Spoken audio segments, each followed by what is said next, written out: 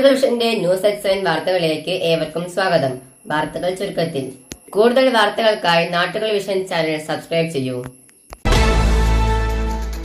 കനത്ത മഴയിൽ പഞ്ചായത്ത് കിണർ ഇടിഞ്ഞു താഴ്ന്നു. മണ്ണൂർ പഞ്ചായത്തിലെ നീലാഞ്ചേരിയിലാണ് സംഭവം. വാർത്ത വിശദമായി. കനത്ത മഴയിൽ കിണർ ഇടിഞ്ഞു തകർന്നു വീണു. കോങ്ങാട് മണ്ണൂർ പഞ്ചായത്തിലെ 4-ാം വാർഡിൽ ഉൾപ്പെടുന്ന നീലാഞ്ചേരിയിലെ പൊതുപഞ്ചായത്ത് കിണറാണ് ഇടിഞ്ഞു താഴ്ന്നത്. 1988 പണി കഴിച്ച് ഏറ്റവും പുരാതനമായ കിണർ കൂടിയാണിത്. പഴയകാലത്തെ കരിങ്കൽ കൊണ്ട് പണിതെടുത്ത കിണറാണ്.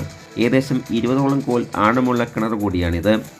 കടുത്ത വേനലിലും ഒരിക്കലും പറ്റാത്ത കിണറാണിത്. പഞ്ചായത്തിലെ ഏറ്റവും രൂക്ഷമായി കുടിവെള്ളക്ഷാമം അനുഭവപ്പെടുന്ന പ്രദേശം കൂടിയാണ്.